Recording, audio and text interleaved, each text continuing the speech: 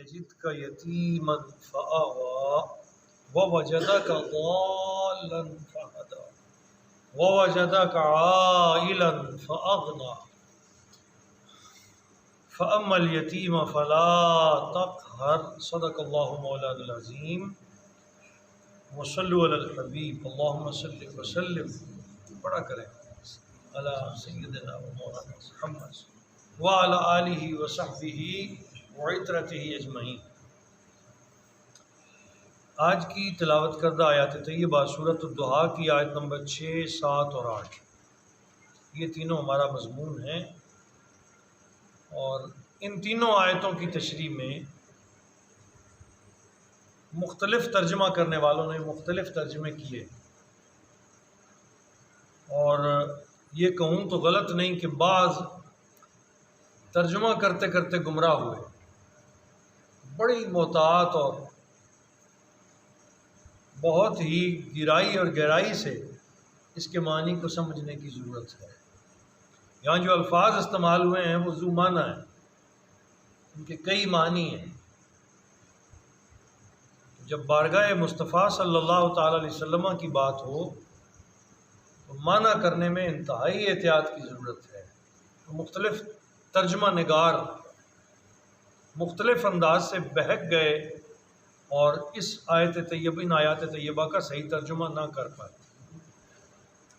یہاں اب میں ساری نہیں پڑھ سکتا، آپ وقت ملے تو یہ جو 5ویں جلد ہے اس کا صفحہ نمبر 588، 599 اور 590، 3 صفحات پر ان کی مختلف مراجع کے اعتبار سے اور محدثین کے اعتبار سے پیر صاحب نے یہاں تشریحات کی ہے، بڑی خوبصورت تشریحات کی اور سمجھایا ہے کہ ان آیات کا ترجمہ کیسے کرنا چاہیے۔ میں اختصار کے ساتھ صرف مضمون آپ کے سامنے پریسی کی شکل میں رکھ دیتا ہوں۔ ارشاد فرمایا گیا، اب بات ہو رہی تھی نا رسول اللہ صلی اللہ تعالیٰ علیہ وسلم کی ذات اقدس کی، کہ کفار یہ کہتے تھے کہ ان کا رب ان سے ناراض ہو گیا ہے، تو رب کریم نے فرمایا میرے حبیب یہ کیا جانے میرا اور تیرا تعلق کیا ہے، ہم ناراض بھی نہیں ہوئے، ہم نے چہرہ بھی نہیں پھیرا، اور تجھے اتنا دیں گے کہ تو راضی ہو جائے گا۔ کل ہم نے پڑھا۔ اب آیت نمبر 6 میں فرمایا الم یجدک یتیما فآوی، کیا اے میرے حبیب صلی اللہ تعالیٰ علیہ وسلم اس رب نے آپ کو یتیم پایا، فآوی اور پھر اپنی آغوش رحمت میں لے لیا۔ اب مختلف تراجم ہیں، یہ ترجمہ بھی آپ پڑھیں گے لطف آ جاتا ہے۔ بعض نے لکھا یتیمن فآوی، آپ کو یتیم پایا تو آپ کی خبرگیری کی۔ بعض نے لکھا یتیم پایا تو آپ کے لیے خبرگیر مقرر کیے۔ اب یہاں پیر صاحب لکھتے ہیں نہیں، جب ترجمہ کرو اور بارگاہ رسالت کی بات ہو تو یوں کرو کہ اللہ کریم نے آپ کو یتیم پایا تو اپنی آغوش رحمت میں لے لیا، اپنی رحمت کی جھولی میں لے لیا۔ آوا کا معنی ہوتا ہے خبرگیری کرنا، تو خبرگیری عام لوگوں کے لیے یہ لفظ استعمال ہوتا ہے۔ جب بات رسول اللہ کی ہو تو الفاظ کے چناؤ میں بھی بہت زیادہ احتیاط کی ضرورت ہوتی ہے۔ اللہ جل مجدہ نے آپ کی طرف توجہ کی۔ اشارہ کدھر ہے کہ جب نبی پاک ابھی اپنی ماں کے پیٹ میں تھے تو آپ کے والد گرامی دنیا سے تشریف لے گئے، آپ یتیم پیدا ہوئے۔ بظاہر اس معاشرے میں یتیم کی قدر نہیں کی جاتی، لیکن رسول اللہ صلی اللہ تعالیٰ علیہ وسلم کی ولادت کے ساتھ حضور کے چچاؤں نے بھی خوشی کی انتہا کر دی، اور پھر جس حال میں جس کیفیت میں حلیمہ سعدیہ آپ کو لے کر گئیں کہ جتنی گائیں مکہ میں آئی تھیں ان سب نے حضور کو دیکھا تو یتیم سمجھ کے چھوڑ دیا۔ اب پیر صاحب یہاں لکھتے ہیں کہ اصل میں بات یہ نہیں تھی، انہوں نے نہیں چھوڑا تھا، حضور نے انہیں پسند ہی نہیں کیا۔ اور حلیمہ سعدیہ آئیں تو سرکار کے چہرے اقدس سے جب چہرہ اٹھایا، وہ کپڑا اٹھایا تو نبی پاک نے دونوں آنکھیں کھول کے مسکرا کے ان کی طرف دیکھا، اور وہ اسی مسکراہٹ پہ قربان ہو گئی۔ آپ کے خاوند سعد نے کہا حلیمہ جلدی نہ کر، اگر ہمیں بچہ نہیں ملا تو ہم اور تلاش کر لیتے ہیں، یتیم بچہ نہ لے۔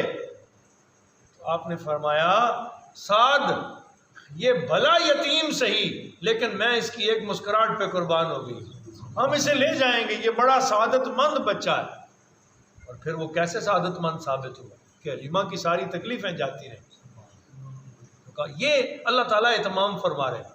پھر 6 سال کی عمر میں ماں تشریف لے گئی، پھر 8 سال کی عمر میں دادا تشریف لے گئے، تو چچا کے ذمے لگ گیا.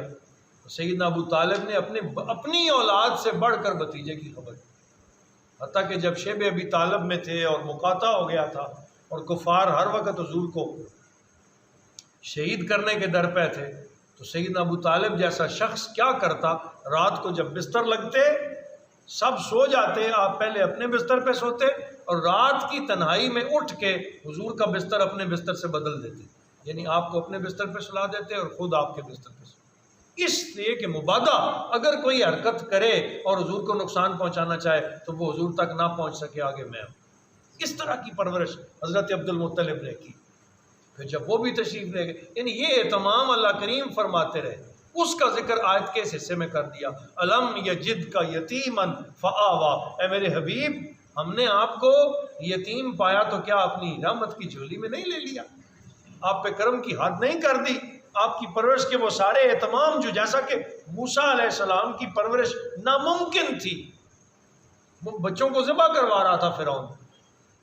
رب کریم ہے نا، طاقت اللہ کے پاس ہے. اللہ کریم نے موسیٰ فرعون کے گھر اس کی جھولی میں موسیٰ کو لا کے رکھ دیا. وہ باقی بچے قتل کرواتا رہا اور آپ اس کی جھولی میں پلتے رہے. اس کے گھر میں آپ کی پرورش ہوتی رہی. اور یہ جب وہ باتیں شروع ہوئیں اس نے کہا یہ کیسے گمراہ ہو سکتا ہے، یہ تو میرے گھر پال رہا ہے. وہ تو ایسی باتیں کرتا. تو اللہ کی حکمت ہے نا، اللہ پاک اپنے نبیوں کے لیے جنہیں اللہ چاہتا ہے ان کے لیے خود اہتمام فرما دیتا. تو اس آیت میں تو ادھر اشارہ کیا. اگلی آیت میں اب یہاں وہ جو میں نے بات کی کہ بہت سارے بھٹک گئے اور راستے سے اتر گئے. ووجدہ کا، اور ہم نے آپ کو پایا ضالن. اب ضال کا لفظ جو ہے عربی زبان میں اس کا معنی ہے گمراہ، راستے سے ہٹا ہوا. جو لفظی معنی ہے نا وہ ہے راستے سے ہٹا ہوا. اب اگر خدا یہ کئیوں نے یہ ترجمہ کر دیا کہ ہم نے آپ کو راستے سے ہٹا ہوا پایا فہدا، تم ہدایت دے دی. اب نبی کے بارے میں آپ یہ کہہ سکتے ہیں کہ اللہ پاک انہیں پیدا ہی ہدایت کے لیے کرتا ہے. اور پھر رسول اللہ صلی اللہ علیہ وسلم یہ تو نبیوں کے بھی ہادی بن کر آئے، یعنی سارے انبیاء کو بھی حضور کا غلام بنایا گیا تھا. تو کیا یہ ترجمہ ہو سکتا ہے؟ اس وقت بھی ترجمہ نگار ایسے ہیں جنہوں نے یہ ترجمہ کیا ہوا ہے. تراجم میں بڑا فرق ہے.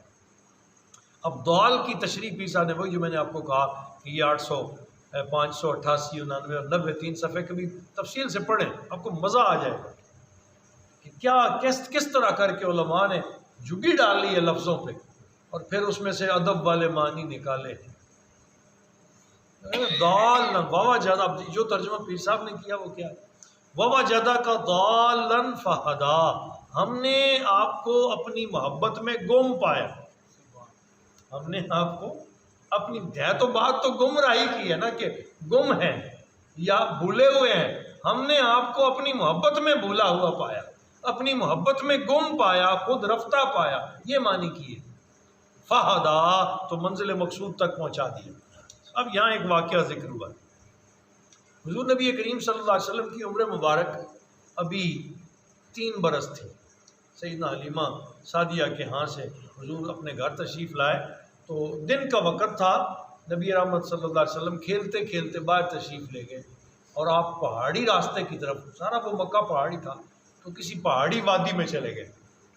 حضرت عبد المطلب نے آپ کو تلاش کرنا شروع کر دیا لیکن حضور ملتے نہیں تھے. بڑے پریشان ہوئے، بچہ نہیں مل رہا، ماں بھی پریشان ہے، حضور بھی پریشان، دادا بھی پریشان. پورے مکہ میں تلاش کر گیا لیکن حضور تو وادی میں نکل گئے. ابو جال گھوڑے پہ کہیں گیا ہوا تھا، وہ سفر سے واپس آ رہا تھا تو اس نے حضور کو وادی میں گھومتے ہوئے دیکھا تو اس نے فوراً اپنی اونٹنی یا گھوڑا جو بھی تھا اسے کھڑا کیا اور کھڑا کر کے فوراً اٹھا لیا. اب بدترین بعد میں دشمن بننے والا تھا تو دیکھا کہ یہ میرے مرحوم بھائی کا بیٹا ہے، اٹھایا، پیار کیا، پیار کر کے اپنے پیچھے بٹھایا اور خود آگے بیٹھ گیا اور ایڑ لگائی کہ اونٹنی یا گھوڑا جو ہے وہ چلے یا اٹھے. اونٹنی تھی، اس گھوڑے نے چلنے سے، یا اونٹنی تھی تو اس نے چلنے سے انکار کر دیا. بہت کوشش کی لیکن اس نے وہ ایک قدم بھی آگے نہیں بڑھتی. حضور پیچھے بیٹھے ہوئے اور وہ آگے بیٹھا ہوا۔ تو پیر صاحب لکھتے ہیں کہ اللہ تعالیٰ نے یہ لفظ حدیث پاک میں موجود ہے کہ اللہ کریم نے اس اونٹنی کو زبان عطا فرما دی، اس اونٹنی کو زبان عطا کی، اور اس اونٹنی نے کیا کہا؟ اس اونٹنی نے کہا کہ امام پیچھے بیٹھا ہو اور مقتدی آگے بیٹھے تو میں کیسے چلوں؟ امام آگے پیچھے بیٹھا ہو اور مقتدی آگے بیٹھے تو میں کیسے چلوں؟ تو وہ فوراً سمجھ گیا اور اس نے آپ کو پھر اپنے آگے بٹھایا، تو وہ اٹھی اور اٹھ کے اس نے چلنا شروع کیا۔ یہ منظر تو ابو جہل نے بھی حضور کی 3-3.5 سال کی عمر میں دیکھا تھا کہ جانور بھی ان کی اس طرح احترام کرتے ہیں اور احترام میں بول پڑتے ہیں۔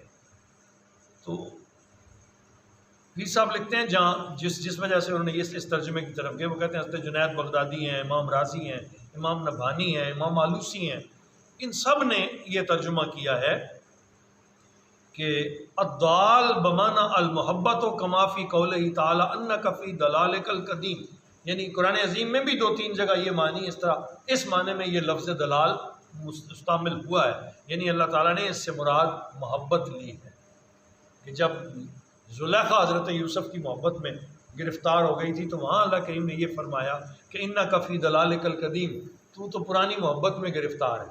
تو محبت میں گرفتار کو بھی دال کہتے ہیں، اس لیے یہ معنی یہاں جو ہے وہ مناسب لگتا ہے۔ اور اگر معنی خدا نہ خواستہ کوئی یہ معنی کرے کہ اس سے مراد گمراہی ہے کہ آپ راستے پہ نہیں تھے تو راستہ عطا کر دیا گیا، تو نبی تو پہلے ہی حق پر آتا ہے، پھر سراسر غلط ہے، ایسا کرنا درست نہیں ہے۔ بغیر وقت ملے تو آپ اسے ضرور پڑھیں۔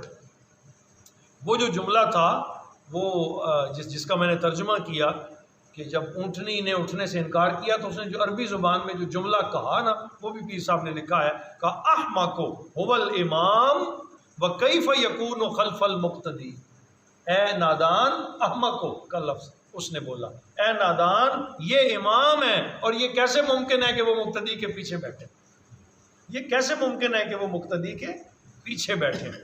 تو یہ اس وقت کا واقعہ تھا۔ تو جیسے حضرت موسیٰ علیہ السلام کی پرورش فرعون کے گھر میں ہوتی ہے، اس طرح اس بنیادی جو بچپنے کا دور تھا اس میں سارے چچا حضور سے اسی طرح پیار کرتے ہیں۔ ان کی جو سوئی اڑی تھی نا، وہ اس وقت اڑی جب حضور نے 40 سال کی عمر میں نبوت کا اعلان فرمایا، اچھا یہ کیسے ہو سکتا ہے؟ وہاں جا کے پھر وہ مخالف ہو گئے، پہلے وہ پیار کرتے ہیں۔ وَوَجَدَكَ ضَالًّا فَهَدَىٰ، اے محبوب ہم نے آپ کو اپنی محبت میں خود رفتہ پایا، اپنی محبت میں بے قرار پایا، فَهَدَىٰ تو آپ کو منزل مقصود تک پہنچا دیا۔ یا ہدا سے مراد یہ بھی نہیں کہیں گے کہ ہم نے آپ کو ہدایت دے دی، کیونکہ ہدایت دی نہیں گئی، حضور ہدایت لے کر آئے تھے، حضور ہادی بن کر تشریف لائے تھے، تو جو ہادی بن کر آئے تھے انہیں بعد میں ہدایت دینی تھی، نہیں، ہدا سے مراد بھی یہاں ہوگا منزل مقصود تک پہنچا دی جس کے لیے حضور کو بھیجا گیا تھا۔ یہاں ہی بات ختم کر لیتے ہیں، آج نمبر 8 کو کل پڑھیں گے۔ اللہ پاک ہم سب کو مقام مصطفیٰ صلی اللہ تعالیٰ علیہ وسلم کی سمجھ عطا فرمائے۔ یقیناً یہ جو سورہ دعا ہے نا، اس میں حضور کا مقام بیان ہوا، وما علینا الا البلاغ۔